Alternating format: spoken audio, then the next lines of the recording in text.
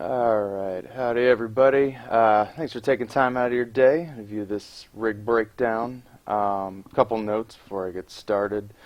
This model just came straight out of Fuse. Not too much special about it. Just has really good topology for rigging. Also, when I had the geometry, you can see there's a lot going on here. So in order to save time and keep this video short, I'm only going to cover the more relevant portions.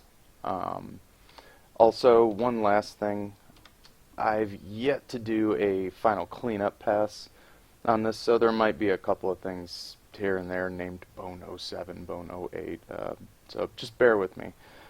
That being said, let's go ahead and switch over to the full rig. There we go.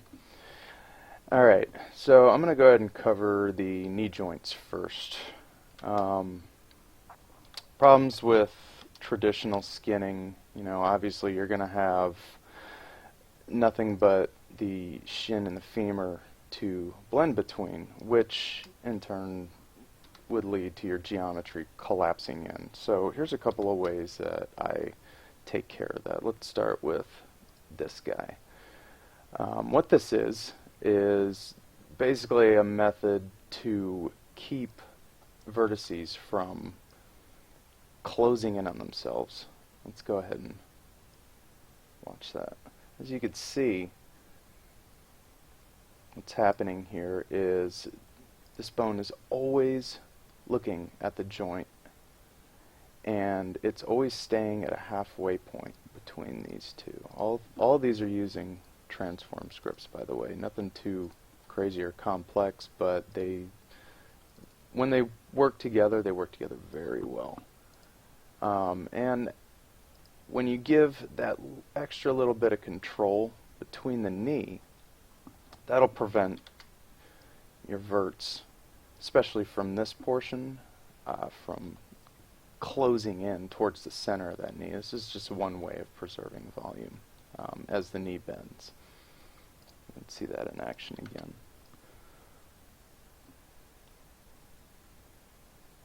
And that works pretty well. Another thing is as the leg bends, you're going to lose a lot of your volume in the knee. And this bone right here is actually a duplicate of this, but it's just reversed in X orientation. You can see all I did was just multiply its X vector by -1, or how I achieved the X vector. And then instead of using this as its up node, it just uses the shin as its up node, and it points out. And that's how we maintain shape with the knee.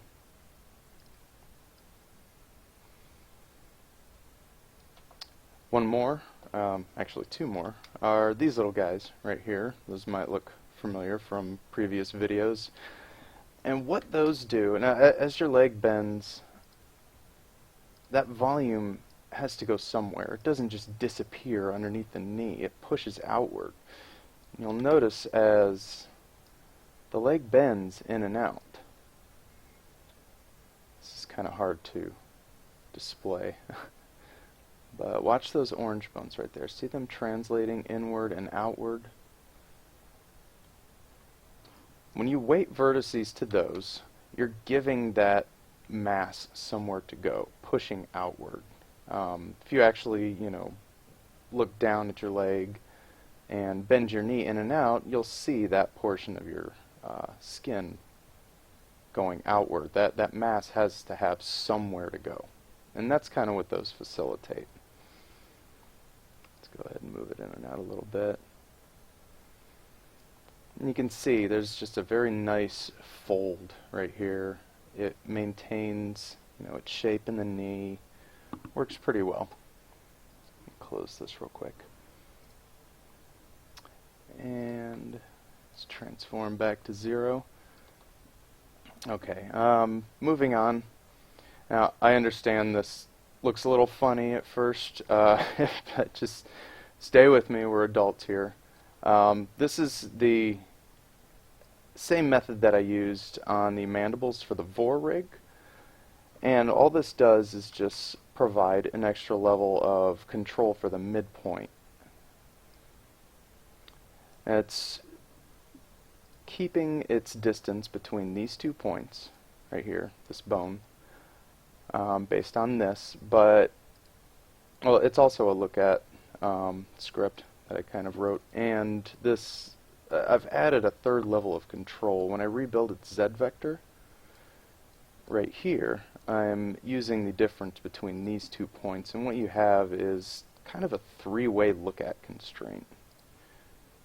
Go ahead and select this just so you can see. So it not only maintains its orientation on its X vector, but as the legs move apart, back and forth, it maintains orientation as well that way.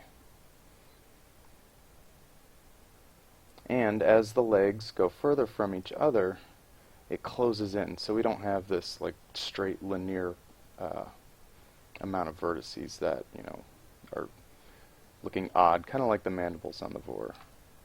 All right, let's put you back.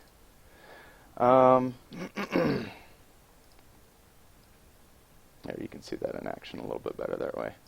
Okay, buttocks. This is a common problem for a lot of rigs, especially, you know, in humanoid figures. And what I've done here, I've named this the triangle method. And it starts with these 3 points right here. And these 2 points are bound to the femur, and this point is bound to the pelvis. This is your static point right here. And there's a fourth point that is always, it's utilizing a transform script, so it is always at an average of those 3 points. Now, when we look a little closer, there's a bone that is always looking at that point. And watch what happens when the femur rotates upward. You can see that, much like the way an orientation constraint works, it's only inheriting just a small portion of the femur's rotation. But since this point is always static within that triangle, and only these 2 sides are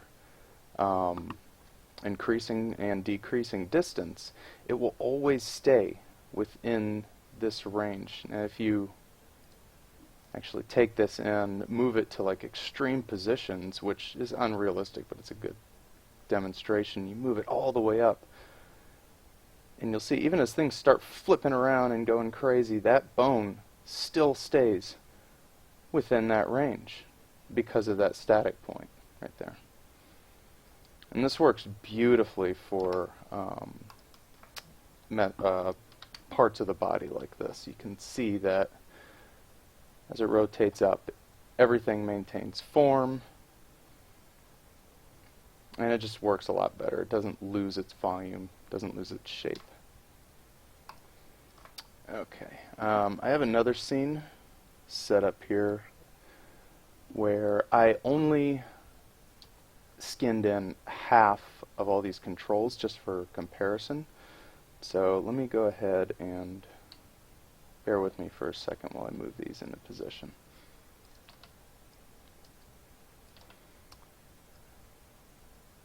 Alright, now her right side is using just regular traditional skinning. Her left side is using all the advanced techniques that I used. I'm also going to go ahead and put a turbo smooth on it, just so you can see the difference a little bit easier. There we go. Now look at the geometry here as the skin in the knee folds. Notice it's nice and flush with itself. It's not collapsing in. It's not breaking. Now it's compared to the other side. With traditional skinning, it's almost impossible to maintain volume in that area. Another example, let's look at it from the top. And this is where it's really apparent. You can see that, you know, the effects of traditional skinning is just breaking down that knee. There's this huge loss of volume. And this is what, you know, you want. You want that volume to be maintained as the leg bends. And the same thing with the buttocks. You can see there's just a huge difference in the shape as things fold and bend. It's just a very undesirable effect when you lose that much volume in your model. Okay, let's switch back to our full rig here. There we go. And I'm just going to briefly cover these other parts. You can see here on the elbow, I use the exact same techniques that I did on the knee. You can see the mesh is not folding in on itself. It's just staying nice and firm and tight together. We're not getting all this collapsing or anything like that. This is an example where you can really see these volume catchers. As the arm bends, you can see the volume transferring to the outer sides of the arm like that. That's what those are for. Also, this bone right here, keeping volume in the elbow. You can see the bicep doing its thing over here.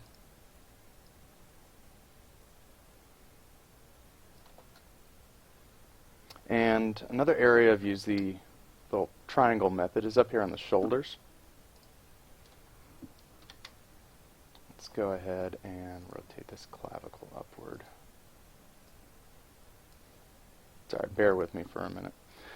And you can see as the arm rotates upward, you know, even to like extreme angles and things like that, it's not only maintaining its volume through this triangle method, but we're also getting this like really nice indent right here where it's not folding in on itself, but the muscle and the shoulder and the bicep are both maintaining form as it rotates around.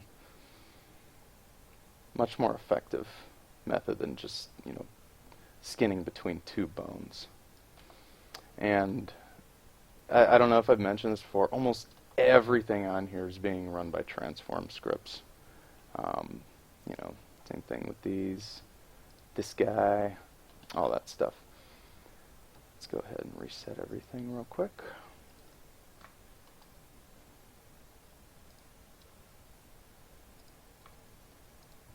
Alrighty. And that should just about cover all the advanced techniques that I use on her joints and whatnot. Hopefully that made sense. On the next video, I'm going to go ahead and cover her face controls. So as always, I'm Dan Parsons. Thanks for watching and cheers.